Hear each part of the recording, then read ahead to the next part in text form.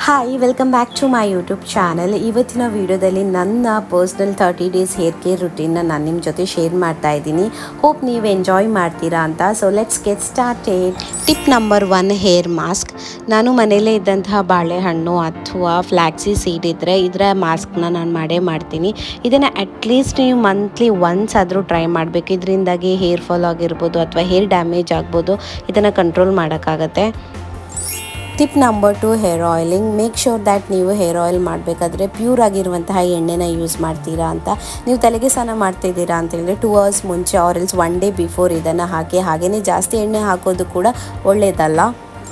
Tip number 3, coming your hair. Major ಆಗಿ ನಾವು ತಿಳ್ಕೊಳ್ಬೇಕಾಗಿರುವಂತಹ ವಿಷಯ ಅಂತೇಳಿದರೆ ಯಾವ ಥರ ಕೂದಲನ್ನ ಬಾಚೋದು ಅಂತ. ನಾನು ಡೀಟೇಲ್ ಆಗಿ ವಿಡಿಯೋನ ಹಾಕಿದ್ದೀನಿ, ಅದನ್ನೇ ನೋಡ್ಬೋದು. ಹಾಗೆಯೇ ನೀವು ಯಾವಾಗಲೂ ವುಡನ್ ಬಾಚಣಿಗೆಯನ್ನು ಯೂಸ್ ಮಾಡಿ. Tip number 4, massage. ನೀವು ಯಾವುದೇ ಕಾರಣಕ್ಕೂ ಹೇರ್ ಮಸಾಜ್ನ ಮರಿಬಾರ್ದು, ಬಿಕಾಸ್ ಇದರಿಂದಾಗಿ ಬ್ಲಡ್ ಸರ್ಕ್ಯುಲೇಟ್ ತುಂಬ ಚೆನ್ನಾಗಾಗುತ್ತೆ. Tip number 5, night care routine. ಮಲಗೋಕ್ಕಿಂತ ಮುಂಚೆ ನೀವು ಹೇರ್ನ ಡಿಟ್ಯಾಂಗಲ್ ಮಾಡಿಕೊಂಡು ಈ ಥರ ಬ್ರೈಡ್ ಮಾಡಿಕೊಂಡು ಮಲಗಿ, ಅದರಿಂದಾಗಿ ಹೇರ್ ಫಾಲ್ ಆಗೋದಿಲ್ಲ. Tip number 6, water and dry fruits.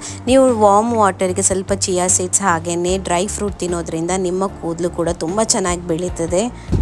ಇದಿಷ್ಟು ರೂಟೀನ್ನ ಮಂತ್ಲಿ ನಾನು ಫಾಲೋ ಮಾಡ್ತೀನಿ. ಐ ಹೋಪ್ ನಿಮಗೂ ಕೂಡ ಇದು ಹೆಲ್ಪ್ ಆಗುತ್ತೆ ಅಂತ. ಇನ್ನೂ ಈ ಥರ ವೀಡಿಯೋಸ್ನ ಮಾಡ್ತೀನಿ. ಇನ್ನೂ ಯಾರೆಲ್ಲ ನನ್ನ ಯೂಟ್ಯೂಬ್ ಚಾನಲ್ ಸಬ್ಸ್ಕ್ರೈಬ್ ಮಾಡಿಲ್ಲೋ ಸಬ್ಸ್ಕ್ರೈಬ್ ಮಾಡಿ. ನೆಕ್ಸ್ಟ್ ವೀಕ್ ಸಿಗ್ತೀನಿ. ಅಲ್ಲಿ ತನಕ ಬಾಯ್. ಲವ್.